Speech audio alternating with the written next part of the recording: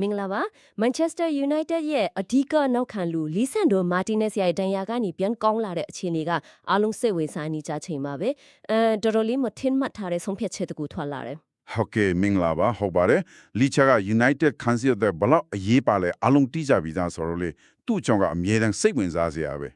ဆိုတော့ဒီနေ့သူ့ရဲ့အခြေအနေအထူးသဖြင့်အခုနောက်ဆုံးထွက်လာတဲ့သူ့ရဲ့ crease နဲ့ပတ်သက်တဲ့အကြောင်းတွေကိုကျွန်တော်တို့သတင်းရင်းမြစ်တော်တော်များများကနေစုစည်းပြီးတော့အတွင်းကြကြပေါ်ကြမယ်ပေါ့နော်ဟုတ်ပါတယ်သူ့ရဲ့ပြန်လဲထူထောင်ရဲ့အခြေအနေဘလို့ရှိပြီလဲကလပ်ကဘလို့ဘိုးထားလဲအာဂျင်တီးနားသတင်းတွေကဘာပြောလဲအဲ့ဒါတွေကြည့်ပြီးတော့ဒါက United အတွက်ဘလို့တက်ရောက်မှုရှိမလဲဆိုတော့တုံးတက်ကြည့်ကြတာပေါ့ကဲဒါဆိုအရင်ဆုံးသူ့ရဲ့ဒဏ်ရာအကြောင်းပြန်နှွှေးလိုက်ရအောင်ဖေဖော်ဝါရီတုန်းကနော် Crystal Palace နဲ့ Old Trafford မှာကန်တဲ့ပွဲဟုတ်တယ် ACL ဒဏ်ရာတော်ပြင်းတယ်ရှေ့ဘက်ချက်ချေခတ်ရဆိုတော့ဘောလုံးသမားတို့အတွက်နားရအတော်ကြားတဲ့ဒဏ်ရာမျိုးပဲခွဲစိတ်မှုကတော့အောင်မြင်တယ်လို့ကြားပါတယ်နော်ဟုတ်ကဲ့အောင်မြင်တယ်လို့သိရပါတယ်ဒါပေမဲ့ ACL ဆိုတာကခွဲပြီးရင်တောင်မှပြန်ကောင်းဖို့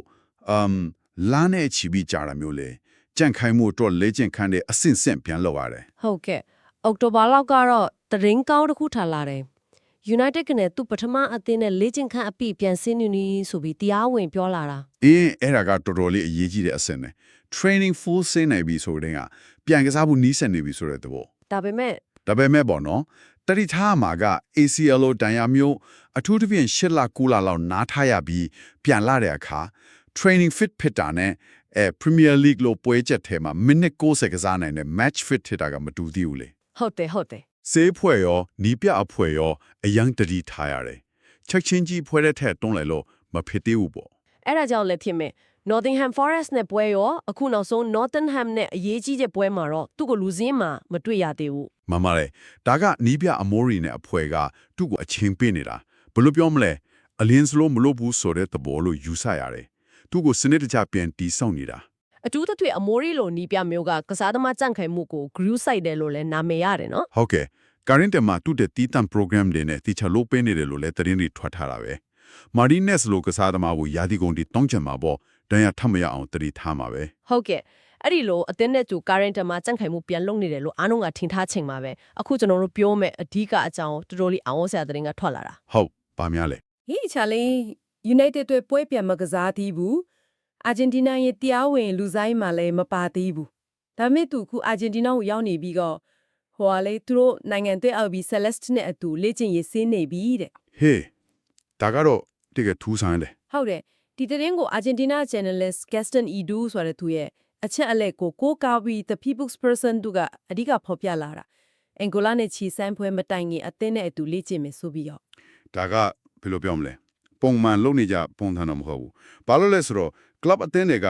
ဒန်ယာကပြန်ထူထောင်နေတဲ့ကစားသမားကိုအထူးသဖြင့်ဒီလောက်နားထားရတဲ့သူကိုပွဲကစားဖို့ fit မဖြစ်သေးခင်နိုင်ငံအသင်းလေ့ကျင့်ရေးကိုလွတ်လပ်မရှိဘူးလေဟုတ်တာပေါ့ current မှာဆိုရင်သူ့ရဲ့ progress ကိုနေတိုင်းစောင့်ကြည့်လို့ရတယ်လေ့ကျင့်တဲ့အပြင်းမြော့ချိန်ပေးလို့ရတယ်အနိကထိန်းချုပ်ထားချင်တာပေါ့ club ကတော့ဆိုတော့အခုလိုအာဂျင်တီးနားထိလွတ်လိုက်တယ်အဲ့ဒီမှာကမ္ဘာချန်ပီယံအသင်းရဲ့လေ့ကျင့်ရေးပြင်းထန်မှုမျိုးနဲ့သွားထိတွေ့ရတယ်ဆိုတာကနင်းစွန့်စွာရမကြဘူးလားအဲ့ဒီမှာစိတ်ဝင်စားစရာကောင်းတာကဘာကြောင့်ဒီလိုလုပ်ရတယ်လဲဆိုတဲ့မေးခွန်းပဲရှုထောင့်မျိုးကကြည့်လို့ရတယ်လေဟုတ်ကဲ့တစ်ဖက်ကတော့ဟုတ်တယ်ခင်ဗျားပြောသလိုပဲ club ရဲ့ direct control အောင်မှာမရှိတော့ဘူး risk များတယ်လို့မြင်နိုင်တယ် current မှာတီးတန့်လောက်တာပိုစိတ်ချရတယ်ပေါ့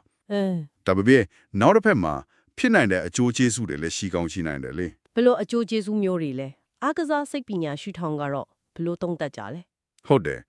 ပထမဆုံးကစိတ်ပိုင်းဆိုင်ရာပဲ psychological boost ပေါ့တွေးကြည့်လေလာပေါင်းများစွာတရက်တဲတမဟုတ်အုပ်စုတဲတဲလေးနဲ့ recovery လုပ်နေရတာအခုကိုယ်နိုင်ငံရဲ့ကမ္ဘာချန်ပီယံအတင်းဖော်တွေနဲ့ပြန်တွေ့ပြီးအတူလေ့ကျင့်ခွင့်ရတာကသူ့စိတ်ဓာတ်ကိုတော်တော်လေးမြင့်တင်ပေးနိုင်တယ်။အော်ဟုတ်ကဲ့အတင်းနဲ့ပြန်နီးစပ်တော့တဲ့လို့ခံစားရမယ်ပေါ့။အဲ့ဒါပေါ့ပွဲပြန်ကစားခြင်းစိတ်ဖို့ဖြစ်လာစေနိုင်တယ်။ဒုတိယချက်ကလေ့ကျင့်ခန်းအရေးတွေးနဲ့ intensity ကာရင်ဒမာက recovery focus ဖြစ်နေနိုင်တယ်။ Argentina အတင်းလေ့ကျင့်ခန်းကပိုပြီး comparative ချင်မဲ့ game situation နဲ့ပို့တူတဲ့လေ့ကျင့်မှုတွေပါနိုင်တယ်။ဆိုတော့သူ့ရဲ့ match sharpness ပြန်ရဖို့ပုံမြန်နိုင်တယ်လို့တွက်ဆတာမျိုးဖြစ်နိုင်တယ်အဲ့လိုလည်းဖြစ်နိုင်တာပဲတချို့သတင်းတွေမှာတော့ Argentina နဲ့ United နီးပြအဖက်တွေကြားမှာ သူရဲ့ training လို့နဲ့ပတ်သက်ပြီးတေချာညှိနှိုင်းထားတယ်လို့လည်းဆိုပြန်ရော ဆိုလိုတာကဒါဟာကစားသမားသမောဆန္ဒအတိုင်းသွားလိုက်ကမျိုးထက်ကလပ်တီအဖွဲ့ချုပ်တွေကြားသဘောတူညီချက်နဲ့စီစဉ်ထားတဲ့ကိစ္စဖြစ်နိုင်ခြေပိုများတာပေါ့ အကြီးကြတော့ပြောဖို့ခက်ပေမဲ့အဲ့လိုပဲဖြစ်ဖို့များပါတယ် United လို့အသင်းကြီးကဒီလိုအရေးပါတဲ့ကစားသမားကိုအလကားတန်တက်တော့ဒီလိုခီးထွက်ခင်းပေးမှာမဟုတ်ဘူးသူ့ရဲ့ကြံ့ခိုင်မှုကဒီစင့်ကိုခံနိုင်ပြီလို့စေယဖွဲ့ကအကဲဖြတ်ပြီးလို့လည်းဖြစ်နိုင်တာပဲ ဟုတ်ပြီအဲ့ဒီဖြစ်နိုင်ခြေရှိတဲ့အကျိုးတွေကိုပြောပြပြီဆိုတော့ United ဘက်ကရှူထောင်ပြန်ကြည့်အောင်လေအခုလက်ရှိ United ရဲ့အခြေအနေနဲ့ဒီခရီးစဉ်ကဘယ်လိုဖြစ်မလား ဒါအရေးကြီးလာပြီ United ကအခုခံစစ်မှာလူဝင်အားအခက်အခဲလေးတွေရှိနေချိန်လေအထူးသဖြင့်စင်တာဘက်မှာ ဟုတ်တယ် Harry Maguire ကလည်း Rotherham ပွဲမှာတန်ရာရောက်သွားပြန်ပြီဘလောက်နားရမလဲမသိသေးဘူး အဲဒါကြောင့်လီချပြန်လာဖို့ကအရင်ကတော့ပူရေးကြီးလာလို့ဖြစ်နေတာမကွာရမရှိရင်ခံစစ်မှာ option နေသွားပြီ ဟုတ်ကဲ့ပြီးတော့ Martinez ကဒီတိုင်းနောက်ခန့်လူတယောက်လည်းမဟုတ်ဘူးလေသူ့ရဲ့ဘဲချေနောက်ကနေဘောလုံးဆွဲတတ်တာ progressive pass တွေဟာအမိုရီရဲ့ကစားကွက်အတွက်အရေးပါတယ်ကအမြန်ပြန်ရောက်ခြင်းဒီချိန်မှာအဝေးလွတ်လိုက်တာကrisk မများလုံးဘူးလား ဆိုတော့ဒါကိုပို့ကြပြန့်ကြည့်တယ်လေ risk နဲ့ reward ကိုချိန်နေရတာပေါ့အကျိုးမြတ်ကတော့ခုနပြောသလိုပဲအာဂျင်တီးနားက high intensity training ကသူ့ကို match shop အမြန်ဆုံးဖြစ်အောင်လုပ်ပေးနိုင်တယ်စိတ်ဓာတ်ပိုင်းလဲ boost ချမယ်ဒါဆိုသူပြန်လာရင်အသင်းထဲမြန်ဝင်နိုင်မယ်အသင်းရဲ့လိုအပ်ချက်နဲ့ကြိုက်သွားမယ် ဟုတ်ပြီ risk ပိုင်းကတော့ risk ကတော့ရှင်းတယ်နံပါတ်1ကတန်ရပြန်ထွားနိုင်ကြပဲနိုင်ငံအသင်း training ကပြင်းမှာပဲမတော်တဆထိခိုက်မှုဖြစ်နိုင်တယ်အထူးသဖြင့် ACL ကပြန်လာခါစားမှာ muscle injury လေးတွေထည့်ရတတ်တယ် current time မှာဆို workload ကိုပိုထိနိုင်တယ်နံပါတ်2က pre-panda jet lag ပေါ့တိုက်ကြီးတစ်ခုနဲ့တစ်ခုကူးသွားတာကလူကိုနည်းနည်းတော့တန်ဖြစ်စေနိုင်တယ်သူပြန်လာရင်အဲ့တန်ကိုပြန်ပြီး cover လုပ်အောင်မယ် ဆိုတော့ကလပ်ရောကစားသမားရောကအကျိုးအမြတ်ကစွန့်စားရတာထက်ပိုများမယ်လို့ယူဆပြီးဒီဆုံးဖြတ်ချက်ကိုချလိုက်တယ်လို့ပဲကောက်ချက်ဆွဲရမှာပေါ့ အဲ့လိုဖြစ်ဖို့များပါတယ်သူတို့ပြမှတ်ထားနေတာကနိုဝင်ဘာ25ရက်နေ့ Everton နဲ့ England ပွဲလို့သတင်းနေရဆိုတယ် International break ပြီးရင်ကမဲ့ပွဲပေါ့ အော်အဲ့ပွဲကို target ထားတာကို ဟုတ်တယ်အဲ့ဒီပွဲမှာသူအသင်းလူစားရင်းနဲ့ပြန်ပါလာနိုင်မှုအတွက်ဒီ Argentina ခီးစဉ်ကအကောင်းဆုံးပြင်ဆင်မှုဖြစ်လိမ့်မယ်လို့မျှော်လင့်ပုံရတယ် International break မှာတခြားကစားသမားတွေနိုင်ငံအသင်းတော်နေချင်းသူလက်ကာရင်တက်မှာတယောက်သေးကြံနေမဲ့အစားသူနိုင်ငံအသင်းရဲ့ competitive environment မှာလေ့ကျင့်တာကပိုကောင်းမယ်လို့ယူဆတာနေမှာပေါ့ ဒါပေမဲ့လည်းစောင့်လို့ကြည့်အောင်ပါပဲနော်အစီအစဉ်အတိုင်းဖြစ်ပါမလားဆိုတာ ဟာကဲစောင့်ကြည့်ရမှာပါ မအောင် Lisandro Martinez က ACL တရားကနေကောင်းကောင်းပြန်ထူထောင်လာနေပြီ training full ဆင်းနေပြီဒါပေမဲ့ပွဲကစားဖို့အဖြစ်မဖြစ်ပေးခင်မှာပဲအိုင်အုံးစရာကောင်းလောင်းအောင်အာဂျင်တီးနားကိုတွားပြီးနိုင်ငံအသင်းနဲ့လေ့ကျင့်နေတယ် ဟုတ်ပါတယ်ဒီဆုံးဖြတ်ချက်မှာသူ့ရဲ့ match sharpness မြန်ပြန်ရဖို့စိတ်ပိုင်းဆိုင်ရာအားကောင်းဖို့ဆိုတဲ့အကျိုးကျေးဇူးများလင်းချက်တွေရှိတယ်လို့တရားပြန်ရနိုင်ချေခရီးပါနိုင်ချေဆိုတဲ့ risk တွေလည်းရှိနေတယ် United ဘက်ကတော့ Maguire တန်ရာကြောင့်သူ့ကိုပိုလိုအလာချိန်မှာဒီ risk reward ကိုချိန်ဆပြီးခွင့်ပြုခဲ့ပုံရတယ် Everton နဲ့ပွဲကသူ့တာ target ချက်ဖို့များတယ် ကောင်းပါပြီဒီအကြောင်းအရာနဲ့ပတ်သက်ပြီးအချက်အလက်ရှူတောင်းစုံစုံလင်လင်ဆွေးနွေးခဲ့ကြပြီဆိုတော့လေပုံမှန်တိုင်းပဲနားထောင်သူတွေအတွက်စဉ်းစားစရာလေးတစ်ခုနဲ့အဆုံးသတ်ကြအောင်